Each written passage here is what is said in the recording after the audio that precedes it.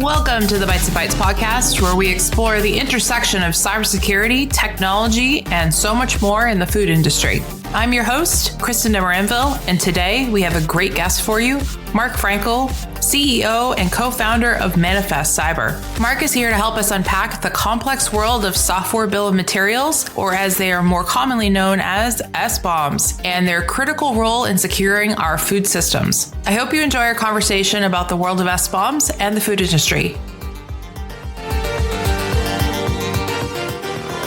Hi, Marc. Thanks for being here. Really appreciate your time. I will jump in with introduction first. Sure, absolutely. My name is Marc Frankel. I am the CEO and co-founder of a software supply chain security company called Manifest. Excellent. And how did you get to that co-foundingness? Not by accident, I can tell you that much. That's good. So my co-founder, Daniel, and I met about 10, 11 years ago. We started at a company called Palantir on the same day together. He was this symbolic systems grad from Stanford. I had barely touched a keyboard in my life. And so we were seated together during orientation. I was like cheating off of his computer. I had come from the finance world. I didn't have much of a background in tech, but he was this, very patient, very accommodating, really great teacher. And we stayed friends for about a decade. We followed each other through Palantir, working on federal civilian, intelligence community, DoD stuff. He left for a company called Exabeam and then Defense Digital Service and ultimately CISA. I left for an attack service management company called Expanse, but we stayed in touch. And when the Log4Shell vulnerability hit, I was at Palo Alto Networks that had acquired Expanse. Daniel was at the Pentagon. And we both watched these large, mission-critical, sophisticated organizations unable to answer a simple question of where do we have a problematic component in our software supply chain? And that seemed like a problem, not just a problem worth solving, but a problem worth solving urgently. And those were our criteria for jumping in and taking the entrepreneurial leap together. So that was about 2 years ago now, and we're still friends. That's good. It's very hard to maintain a relationship and be an entrepreneur and a co-founder. I know this from experience. It's definitely a journey for sure. And sometimes you're heading towards Mordor and you just have to kind of steer away. I spare a thought for anybody. We hear stories of people who found companies based on folks that they met on Hacker News or, Y Combinator or whatever. I can't imagine going on this journey without somebody that I had the bedrock of a decade-long friendship to rely on. And so I think that's a really, really important criteria for anybody who's, considering taking the plunge. Yeah, there's a lot of entrepreneur startups in the food industry for sure, too. So I think a lot of them come out of families and friends. And I think that's the way to do it. I think you're right, Marc. Thanks for that intro. So let's jump into my favorite part of the podcast, besides all the great information I get. Tell me your favorite food and your favorite food memory. They do not need to be one and the same. Wow. Okay. So I'll start with my favorite food memory, and it's not a good one. I know that, probably most people, they harken back to, the Thanksgiving table or what have you, but my favorite food memory actually was an ice, and they're a local, I don't even know if you would call it a delicacy, but certainly a local food that they've eaten historically or traditionally is called hakkarl. It's fermented Greenlandic shark, and it was clearly born out of times of difficulty and deprivation. It's not something that you would eat necessarily if you had other choices, but they catch a Greenlandic shark. These things can live up to 300 years old, and they fillet it basically, and they hang. It's poisonous if you eat it raw, but they hang it in barns, open air barns with flies and what have you on it for months until the lye or whatever the poison is it gets extracted out of it, and it becomes these little white. They chop them up into little cubes, and you eat them with a toothpick. And my now wife, my then girlfriend, and I went to Iceland. It was probably about 8 or 9 years ago now, and we were like, hey, we just have to try this. We have to try it for the memory. And so we went into a grocery store and we bought this, hakkarl, grabbed the little toothpick and we ate it. And I still remember exactly where on my tongue the piece of hakkarl touched. And it had the consistency of it was like a gummy bear, I guess, covered in Vaseline. It was really kind of vile, but it's those sorts of memories that are memorable, obviously, but that help you recall a time and a place in your life and an adventure that you went on. So I was really grateful to have that experience. And it was definitely something unique, something that I won't soon forget. Obviously, listeners can't see me, and I'm making all kinds of cringe faces. It's just and on top of the fact that it was shark, and it's just bleh. So I mean, that's I guess it's maybe I should start doing the worst food memory, but I feel I don't think we want to talk about those stories. But I do like that you had a travel food story, so we're gonna call it that, Marc. Your favorite travel food story. There you go. And then my favorite food is probably so there's a place in New York on the Lower East Side called Russ and Daughters. The bagels are good, but the smoked salmon is phenomenal. I would argue it's, the best in the world. And so they slice it really, really thin. You put capers and you put, onions and whatever else on it. And again, it's more about like, the memory or the experience than it is about the food itself. The food is good, but there's probably like a limit to how good a piece of smoked salmon can be, but it's really just more about like the community or the experience when I'm there. And so I'm either going with my parents, my siblings, the family that I grew up with, or I'm taking my kids, giving them that experience too. So it's a great bite of food. It's an even better memory and experience. Well, thank you for sharing that. That's great. I'm glad and we're recording obviously in the morning and you wouldn't know this, listeners, but I just ate breakfast. So I'm really glad I ate breakfast because otherwise I would be starving. Well, you're always welcome up here to the Northeast. Well, it is my home. I am a Northeaster, so I understand we do crave weird food when we're up there for sure, including things like whoopie pies and, all that fun stuff, which I don't eat anymore, but yes. Yeah, well, a time and a place for that too. Yeah, I think you're right. It's really the nostalgic kind of thing. Having one is sort of like remembering childhood, that like really over pungent, sweet, spongy cake with the cream sauce. Yeah, it's definitely like childhood, or like proper farm stand ice cream, hard ice cream, not soft. So yeah, that's definitely the whole nostalgic memories come flying back when you start thinking about all of that and where you were and the fact that it's probably summer and you got it all over yourself too. And yeah, all those memories are great. Thanks, Mark. This is great. So going back to your company, and the reason why I wanted to have you on the show is because we're going to talk about SBOMs. And everybody's like, what's that? That sounds horrible. It's not. Acronyms are weird. But I'm going to let you, Mark, explain what an SBOM is and how that intersects with the food industry. And most people who touch it in the food industry know what it is, but I want to make sure the rest of the listeners know since we have a mixed audience. Sure. Take it away. Yeah, I guess I would begin by saying that SBOMs are not scary.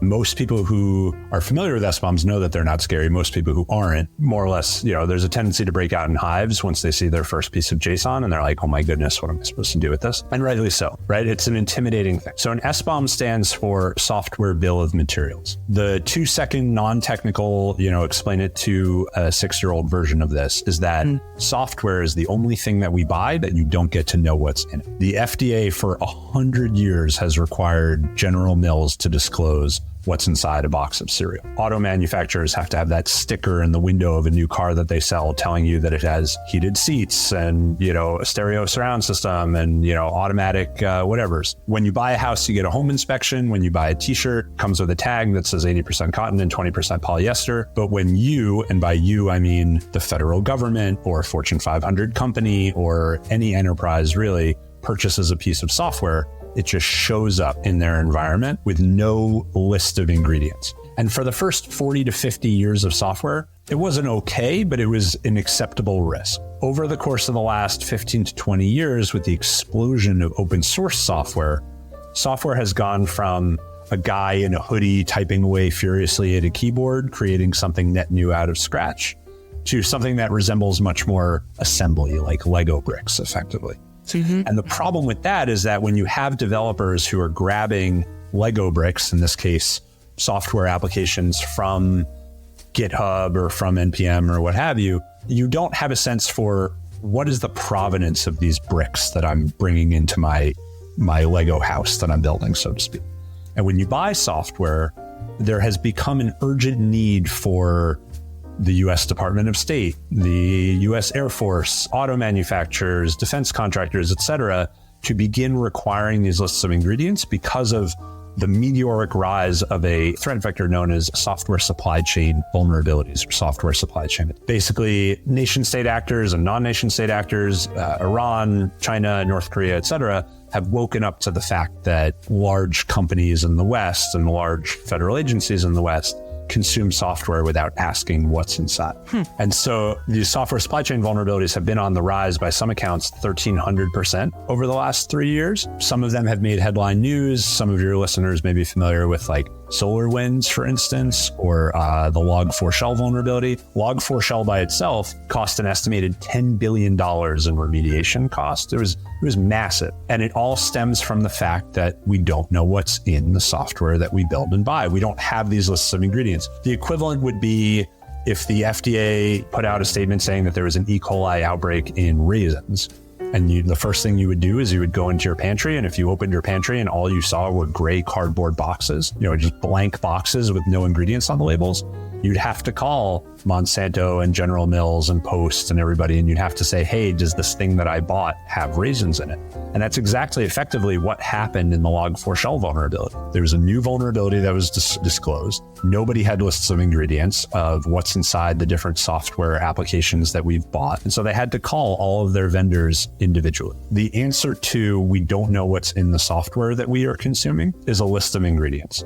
No different than a list of ingredients on the side of a box of cereal, except because it's a more technical artifact, we call it a software bill of materials as opposed to just an ingredients label. That is probably the best way I've ever heard it described. Thank you for relaying it back into food, because I think everybody understands what you just said. I was thinking too that it's not like you can actually print out a recipe of all the code, necessarily. I mean, you can, but are you going to understand it? It has to be like labeled. This is the header. This is the footer. This is how the little box is green, whatever. All the crazy design stuff on top of the actual functional aspects of it. That's very daunting. And wow, and this is why it's such a beast of a situation, because it's huge. It's massive. Think about all the things that run on software, especially inside the food industry, which, as we know, has become a prime target for all kinds of cyberware attacks. And this is just one of those attack vectors that we need to deal with better and more efficiently, I think I would say, because it's not that people aren't aware of it. It's just you don't know what you don't know. Like you said, you don't know that there's no labels on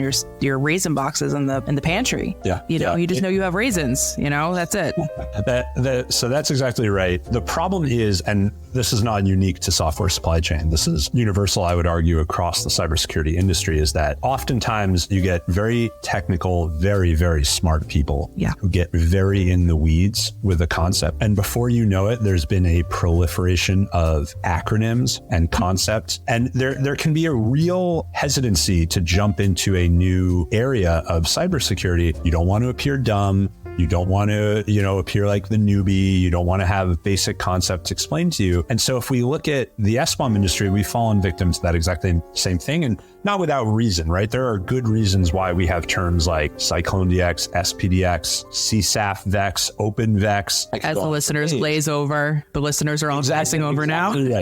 Exactly right. And what I feel that we in the cybersecurity community where I feel we do a disservice is that an SBOM is an extraordinarily valuable and powerful artifact, but it's one of its primary benefits is to non-technical people. So if you think about, and I imagine that some of your listeners are probably in third-party risk management or IT security or IT risk or what have you, vendor due diligence, et cetera, they are contorting themselves, bending over backwards to put out 200-page vendor due diligence questionnaires, asking everything under the sun from, do you do background checks on your developers? Do you have a disaster recovery site 90 miles away? Do you have your SOC 2 Type 2 compliance? Do you have any foreign investors on your cap table? But the one question they probably really want to be asking is, what's inside this thing that we're about to trust our data to? And that's what an SBOM gives you. And the problem is, if we develop as an industry this technical jargon moat of you're not allowed to be in our club unless you understand these 50 esoteric concepts, well, everybody in that TPRM, vendor due diligence, third-party risk, governance risk and compliance, AppSec, ProdSec, DevSecOps, et cetera, everyone in those ecosystems who hasn't spent the last 2 years intimately familiarizing themselves with this terminology, all of a sudden feels excluded. And so what we have invested heavily is in making SBOMs approachable to people who don't have a PhD in cyber risk management, because it can be a very valuable tool, but only very valuable if they feel like they know how to. Can you get a PhD in cyber risk management? You can, as a matter of fact. I used to work with somebody who had one. It was daunting. Wow, that's really intense. Actually, I'm kind of scared of what their dissertation was, to be truthful. I don't want to know that necessarily. Yikes. Absolutely. I think that's the premise of why we have Bites and Bytes podcast and why we talk about this kind of thing, because we're trying to make it less daunting, less scary, less intimidating to have a conversation with cybersecurity experts and IT because we're all trying to do the same thing and just going about it in a different way. And I really think that being a generalist is a really important thing these days, as well as being a specialist. But you can't be a specialist in isolation, like you just said. You can't. You have to be able to talk to people around you because SBOMs touch so much in so many different parts of the business, as well as, cybersecurity does and IT does and food safety and all these things. We're all on the same mission, safe food for all. Absolutely. Regardless of what our role is. And I think it's so important to continue to having conversations with different aspects of the business, including these type of things, because as we digitize, it's just becoming more apparent that we don't know what we don't know. And since the food industry loves to innovate and we love them for it, we need to make sure that they're protected.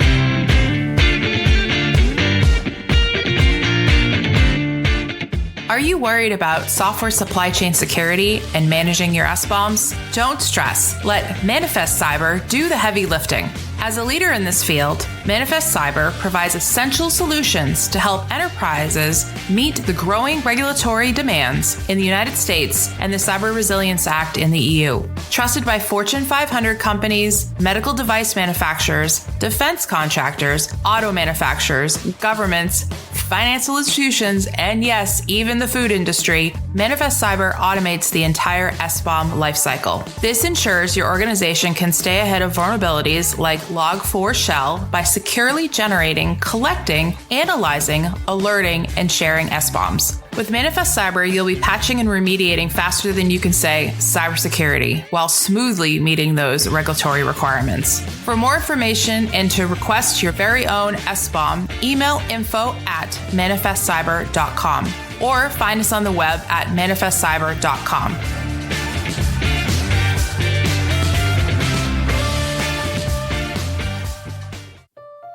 So, Mark, can you give top 5 things if you're concerned that you might have an issue with SBOMs in your company, like what to do? And I don't necessarily need you to go into massive detail. I love this 6-year-old explanations you're doing because for myself as well, even though I am familiar with them, it helps. So thank you. Sure. I have a 6-year-old, so I have plenty of experience explaining things to 6-year-olds. Excellent. It's a great question. First and foremost, I would say you need to check the regulations. There have been a raft of regulatory requirements over the course of the last 3 years requiring SBOMs for different industries and different geographies. And so to name a few, Executive Order 14028, signed by President Biden. I guess I've deviated from the 6-year-old thing here for just a moment. But President Biden signed an executive order requiring anybody who sells software to the U.S. federal government, enabling the U.S. government to require SBOMs from those government contracts. Similarly, the FDA has started requiring SBOMs from medical device manufacturers. So they have said that they will refuse to approve any new software-enabled medical devices unless the pre-market submission is accompanied by an SBOM. For your listeners specifically, the Cyber Resilience Act in the EU,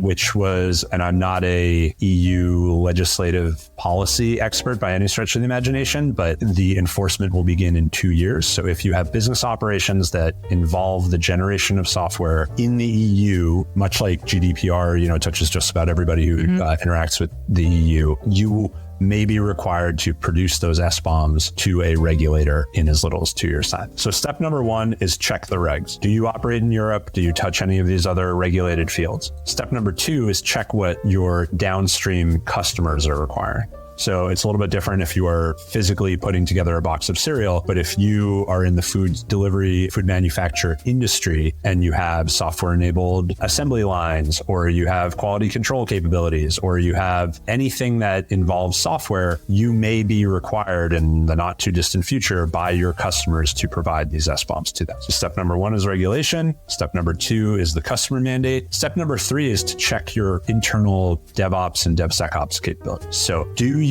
with every new version of every new software application that your company develops, do you have an SBOM? Do you have an inventory of what are the third-party and open source components that went into this piece of software? So that when something goes bump in the night and a new vulnerability is disclosed, you can be one click away from understanding. And before people go, oh, my company doesn't develop software, you probably do and you don't realize it because a lot of the... Chuck E. Cheese develops software, like... Right, that's terrifying. because I immediately thought of the mouse moving around, and I thought, well, that's probably a software built in the background. I thought of the ball pit, like I'm equally creeped out by the ball pit, but yes, every company, whether they want to be or not, is in the software generation space these days. And then I think I'm up to 4. I don't recall specifically, but the last one that I would close with is you're generating software, but your vendors are providing software to you. Go back, look at your third-party risk management and vendor due diligence procedures. If it doesn't say in question 1A ought to be what's the name of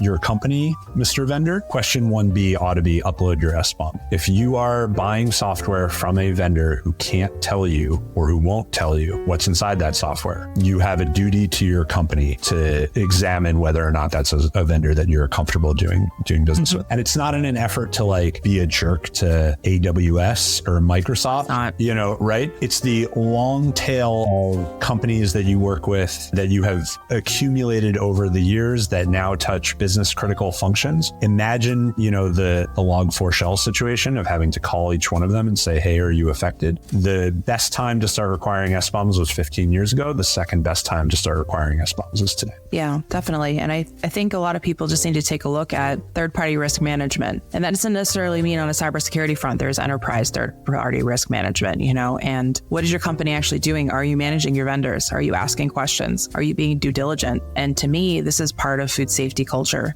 You have to be due diligent. People are coming into your facilities, whether it's digitally or physically, they should be questioned at the door. And not just because you're an exclusive club, mainly because you're an exclusive club, but you have to have bouncers. And that's what this is. This is about protecting the food systems that we have because we have to do it. We've now live in a world that is changed. This wasn't a question 20 years ago necessarily. And now all of a sudden it's become that. I think about the chipsets for boards and things like that. I've watched them being made in factories before. And I often question, does anybody have, what happens with the software that goes on this? Do we have a list of things that go on this? And people always looked at me weird. And I was like, but I'm just curious, what are you doing? And the question always was, it goes to the vendor and then they do what they want with it. But we made the board. Are we responsible? I don't know. Those kind of things start to come in my mind for when I talk about SBOMs, because where does the responsibility really lie?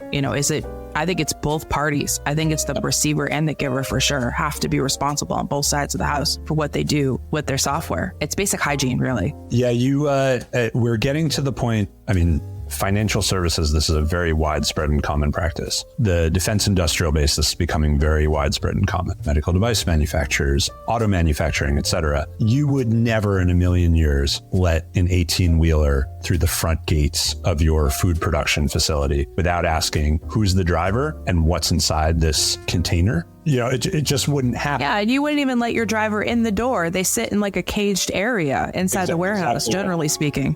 Yep. Yeah. However, software became kind of a bit of a boiling frog problem, right? All of a sudden now we started off with this very slow adoption. Hey, we have software in these places, but the software was generated by IBM or whoever, and they're responsible for every line of the code. Now, between 85 to 90% of software applications that are delivered, that are sold, are open source, are pieced together from open source, and that if you're not maintaining an inventory of that open source, you have effectively unbounded exposure. Something like 68% of cybersecurity professionals in a recent poll named software supply chain as their biggest blind spot. This is a massive problem. And the nice thing about SBOM is that, particularly from a TPRM perspective, this is not a particularly hard solution for security professionals to implement, right? You already have vendor due diligence questionnaires. You already have third-party risk management processes in place. Adding an additional, we have a whole playbook for how to automate the process of requiring SBOMs. This doesn't have to be a scary thing. Oftentimes where people get tripped up is it's just hey, that seems like a really niche, complicated, convoluted field. And I just don't even know where to begin. I think that's because people try to boil the ocean when they just need to make a cup of tea. One of my favorite quotes from a friend. It's true though, right? Because when you look at it as a whole, it's oh my goodness, this is so much. And then you center it down to that one warehouse that you're working with, or that one particular facility you're in. It gets a little easier to deal with. Because if you can get it to work in one of your production environments or your farm or any type of industry you're in, you'll be able to duplicate it. It should be fairly easy. It might be a little more nuanced in some places, depending on what you have, if you have different regulations that are based on that. But generally speaking, you can duplicate the work. It's not you're going to reinvent the wheel every time. And I think that's what people get stressed about. about, because supply chain in general is so daunting because you're looking at the whole supply chain. It's ginormous. You can't do that. You have to look at it and like, how does it affect me? And I always tell people, get a whiteboard or something, or a piece of paper, and literally draw like your facility in the middle, and then figure out everything that's around it, and then go after it one at a time, and then if you can attack a couple at a time, great. That's how you deal with supply chain, really, in like the most basic bare bones sense in terms of security and or management in general.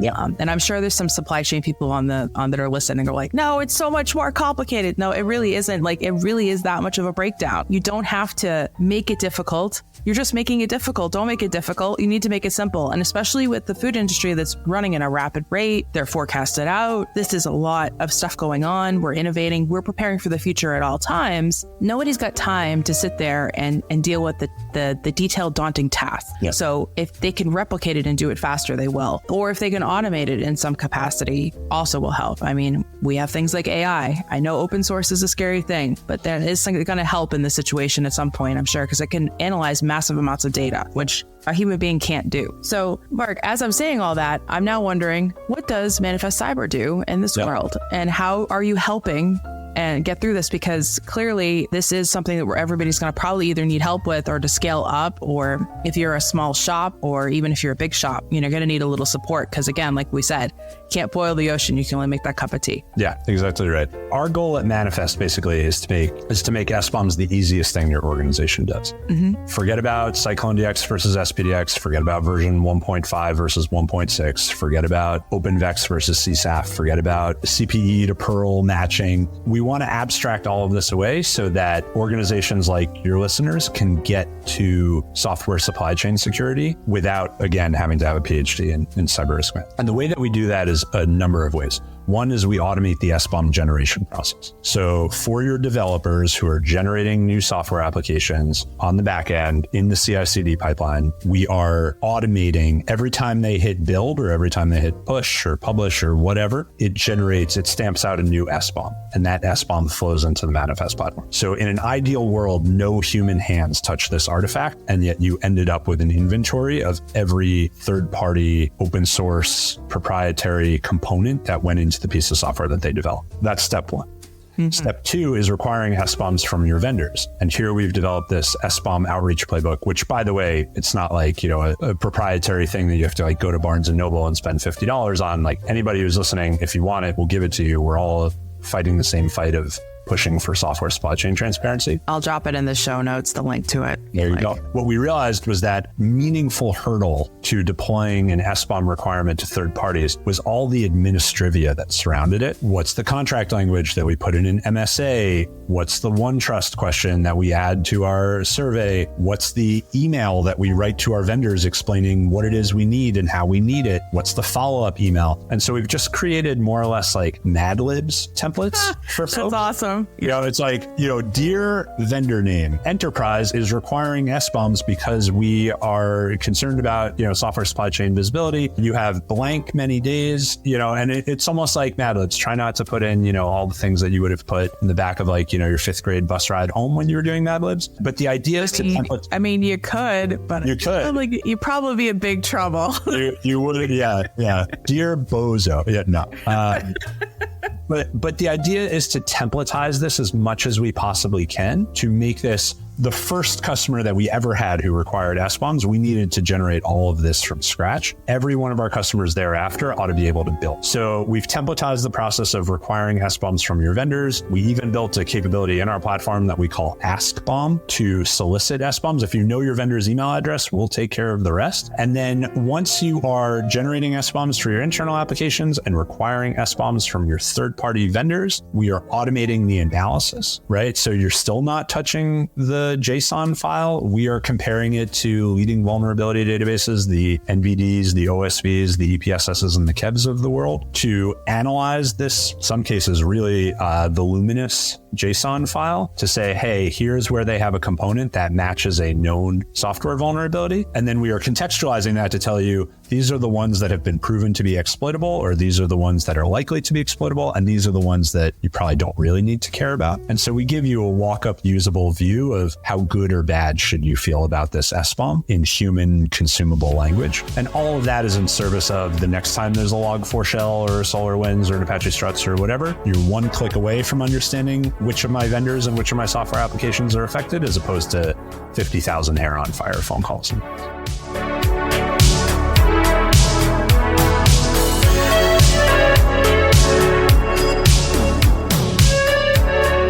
We'll be right back after a short break. I want to take this moment to thank all the listeners for your continued support. Don't forget to check out our new merch store on the website, where you can find various items like aprons, t-shirts, sweatshirts, hats, and so much more.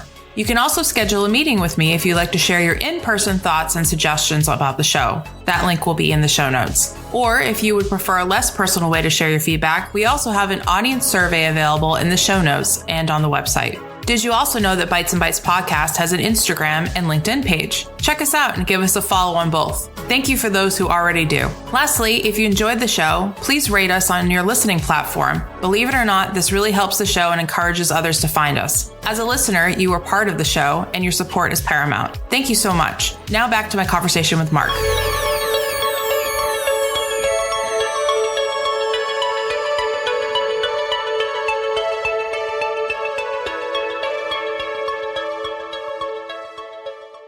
And especially if you're doing food defense investigations or any type of food safety investigations, you will have probably at some point have to look at an SBOM just to understand what happened with the software if it ended up being some type of a cyber physical situation. And I think that's super important to be able to know where that is and be able to work with the people who can probably translate it for you, because some of it won't be overly, as you say, easy to read, basically. And some of it will be a little bit more daunting. So being able to work with those teams and knowing which teams to go to is important too. And again, this goes back to having a strong third-party management team that is actually knows your business and what you're doing. And that's super important. You know, you touched on this a bit, Marc, that we isolate a lot inside of our different silos, of course. And I think it's really frustrating to me that a lot of times when you work in certain aspects of security, you actually don't even really understand what the company's doing or what they are. Are they a manufacturing company? Are they an entertainment company? Are they a food company? Or what are they? And I think it's super important, especially within food safety culture, that you identify and make sure everybody understands that we are making food. We are a food company, but we also are a food manufacturing company, as an example. And I know that seems really stupid to say, but people forget. People forget what they're doing because they get so isolated into, I am running the numbers in accounting and finance, and I am the HR person. I'm just dealing with people. And I think some people forget the main mission is good, safe food for all, full stop. And as long as everybody goes to that beat of that drum, it runs smoother. Trust and believe. It really does. And people are like, oh, Kristin, culture. Oh, it's this whole, yeah, all right, get over it. Like it is. This is what has to happen. I would like to continue eating safe food. I'm sure Marc would like to feed his family and eat good too. And if it comes down to you have to actually start really working hard to make SBOMs easier to deal with for food, yeah, do it. It's not a problem in that regard. It's just again, and everybody's like, oh no, it's probably too daunting. Again, boil the ocean. Don't do that.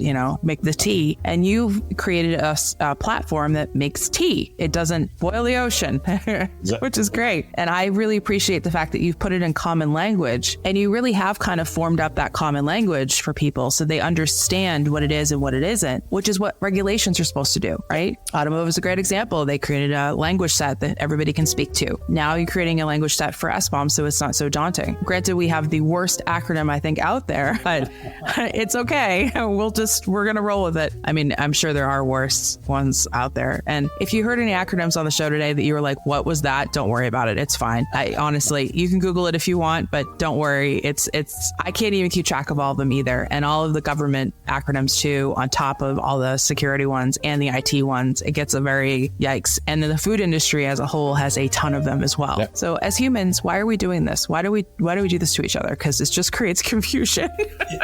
Look, it comes from a place of good intent. And I think that that's important to remember, is that you have people who have spent literally years, if not decades, in service of software supply chain security. And some of them will spend years, if not decades more, advancing the cause of software supply chain security. Mm-hmm. And if they hadn't defined Cyclone DX and SPDX and CSAF and OpenVex and whatever else, we wouldn't be able to make it easy and approachable, because there wouldn't be a thing to make easy and approachable. But that being said, when it rises to the level of creating a barrier to entry, that's when, a translation capability capability or a tool set to automate this and put it on rails is warranted. I would advocate to anybody who's considering creating an acronym, anything with the word BOM in it, probably not great just from like a TSA perspective, but yes. I mean, how do you talk to people on the plane, Mark? You're like, yeah, I work with an SBOM company. People are like, what?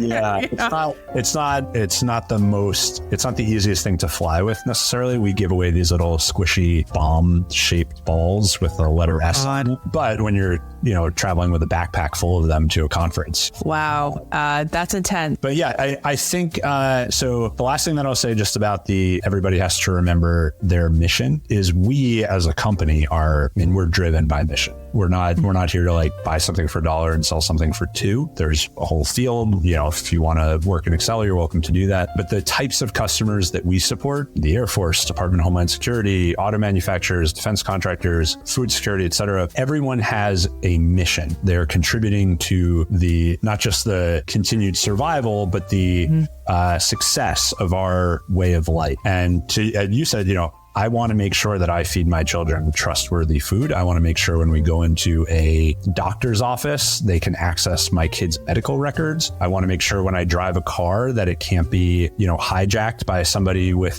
like a really powerful transponder standing by the side of the highway. All of these are becoming real world concerns as our world becomes more and more dependent on software. One of the best lines that I've ever heard is, the software supply chain is the most valuable supply chain that humanity has ever created. And yet it's the one in which arguably we have done the least to provide visibility into. And so when I read things like major hospital systems can't access their medical records, or I speak to you and we contemplate the implications for food security, this has real world implication. And if the only thing that's stopping a major provider of this essential service from having visibility into their software supply chain is walk-up usable tooling and templatized deployment mechanisms, we have a duty to create them. Yeah, well said. Well said. And I do think that the world is kind of spinning madly round, to quote a song. And I think that a lot of people get stuck on, I call it the shiny, especially when you go in and do a factory tour and they walk you through the lines and it's like the VIP tour and they roll the red carpet out and you get to see all it. And all you look at about what's coming off of the belt, kind of like those TV shows that do like inside the factory. Yeah, sure. You're just like, ooh, look at that stuff. And I always say, stop getting stuck on the shiny. You need to start looking around it. You need to start seeing what's going on. How is it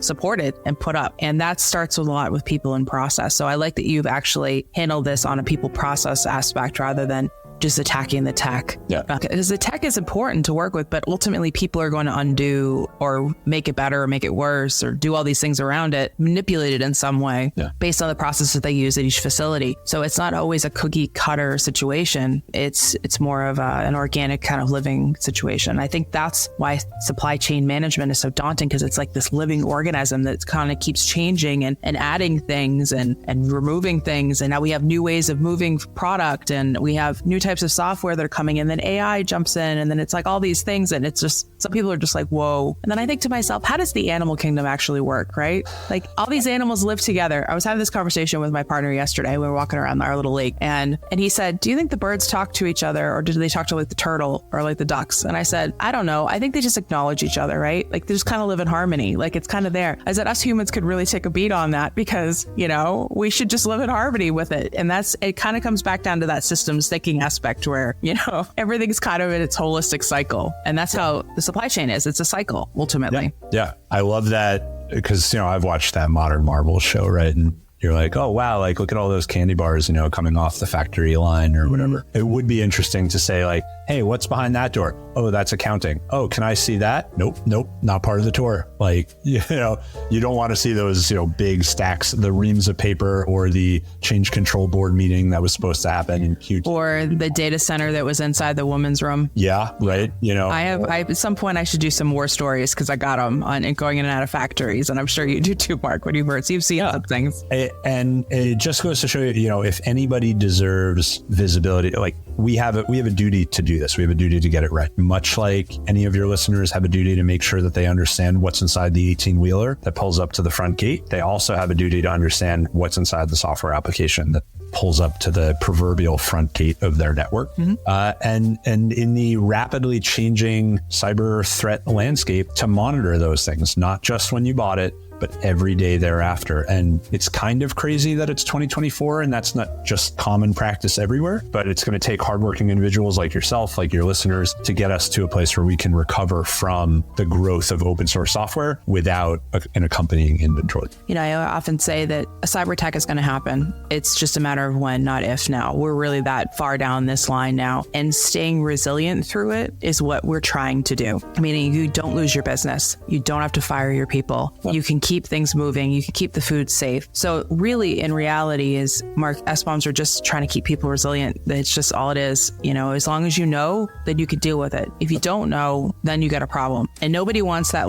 bill that shows up in the mail from something you probably did 10 years ago and totally forgot about. It's like that kind of that anxious feeling, that horribleness, that shame that hits you like a ton of bricks or something to that effect. I think people need to look at it like that, where we're mitigating the shame of you not knowing. And also we're making sure that when something does happen, that you can survive it. That's the important part. And I really think that that's what we need to talk about more inside of cybersecurity and in IT, is how we're going to get you through this, because it's going to happen. Nobody's safe anymore from cyber attacks or scams or any type of ransomware, anything like that. All the due diligence you do up front is going to keep you strong. And that's what we want you to do. We want you to be strong so you can survive that said virus or that said situation, or somebody fat fingered something and something happened on the line, or whatever happened. We want to make sure that you can get through it. And the nice thing too is that you're also providing help for your other factories that are in different companies that are inside your company. Because if you have really good handle on your SBOMs, that's going to be great for those other factories, because everybody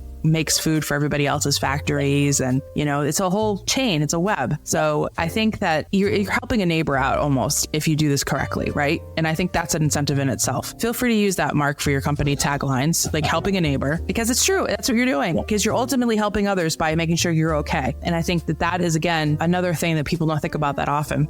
So, Mark, as we're coming to a close here, and I've really enjoyed this talk because I love it when people make things simple. Talk about the future of SBOMs and where you see the supply chain moving. And I just want to know what you think the next couple of years are going to look like and what we should be on the lookout for. Yeah, it's a great question. The next frontier of this, the equally scary frontier, is much like we consume software, unfortunately, without asking what's in it. So too do we consume AI applications without asking what's in it. And if you had AI on your bingo card for this podcast, congratulations. Hopefully it was the center square and you win.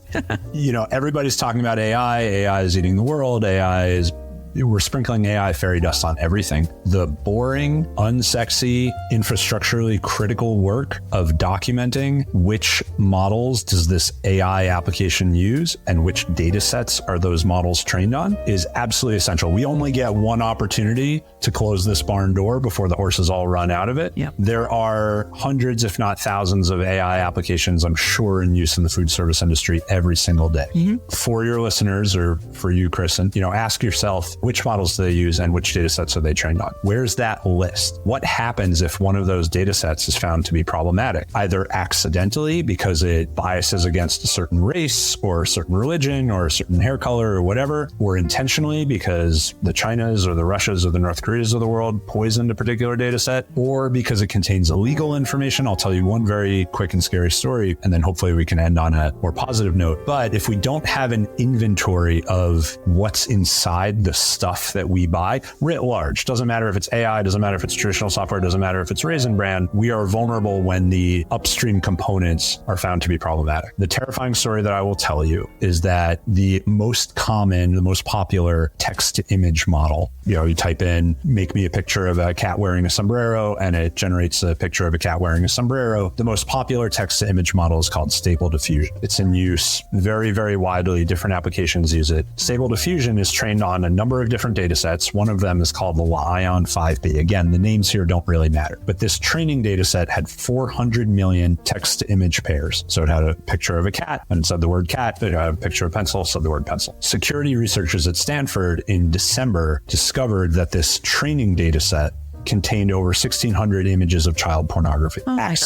Accidentally. Nobody did this on purpose. This wasn't anybody's fault, right? This is an artifact of what happens when you hoover up at scale 400 million images and then put text labels on them. So all of a sudden it becomes this rapid question of, what did we train on Lion 5B? Oh, we trained Stable Diffusion. Where do we have Stable Diffusion deployed? Well, I don't know because we haven't been requiring that from our AI. And so the future, what I anticipate the future of the BOM or the technology supply chain field to be is going to be a concept known as AI BOM, artificial intelligence bills of materials. It's the exact same problem. We need a better name. I don't name these things, but it's the exact same problem as SBOM. It's the exact same problem of we found out that there was, pencil shavings in, a box of cereal. It's the exact same problem of whenever you have upstream components and downstream components, you have a duty to inventory the upstream components so that you know how to remediate when one of the downstream components is found to be wrong. And that's really where I feel the industry is going, is transparency, not just for traditional software, not just for on-prem software, not just for artificial intelligence, but transparency across the technology supply chain, because otherwise we're going to end up in some pretty scary situations where our businesses are built on technologies that we don't have a full accounting of. And when that happens, there's going to be a lot of finger pointing and a lot of tough questions being raised. Yeah. And to end on a positive here. Yeah. Can we end on a positive note, please? We will. I can get you there. I think what I heard in that was there's opportunity, especially within the food industry specifically, because they are already doing this work very well when it comes to food traceability and the new laws that are coming out with that. Yep. And I think that this is just one and the same. So if your organization is already on that journey, then culturally you're good. Like you're going to get there all the way through with SBOMs as well, because you're going to need it for that transparency aspect and that traceability aspect, because you're going to need to know what software is touching your product,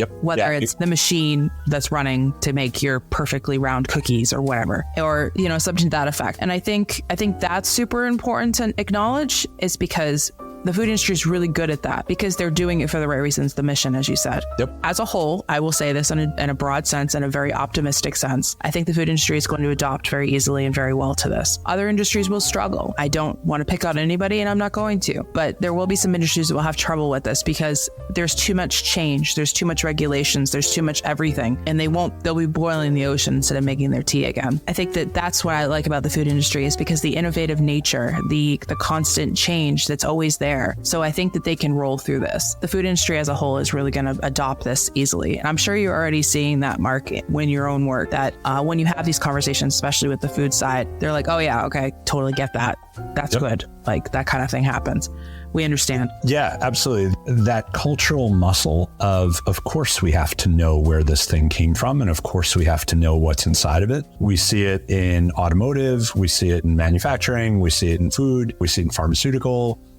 Certainly where we have a harder time is in verticals that are not as reliant on intimately understanding their supply chains writ large. They don't have that muscle. They don't have that institutional mantra of course we have to know where all this stuff came from. And that's where it's harder to make the case. But no, I'm with you. I anticipate that food manufacturing will be an area that will adopt the concept of an SBOM. These are large, complex organizations. I'm not going to go so far as to say easily, but culturally and philosophically and ideologically, they're on board. Mm-hmm. Absolutely. And I think that is probably the best place to leave it. Mark, thank you very much for your time and being here. And I'm sure we'll have you back on the pod at some point, because this is going to constantly be a topic that we're going to have to bring up. It'd be nice if we could get an AI expert on with the same time with you, and we can kind of hash that out. I think that'd be a fun time. But anyways, thank you very much. And all of Mark's information will be in the show notes too. So if you have any questions about his company or any of the other thoughts and feelings, please let him know. Thanks for having me, Kristin.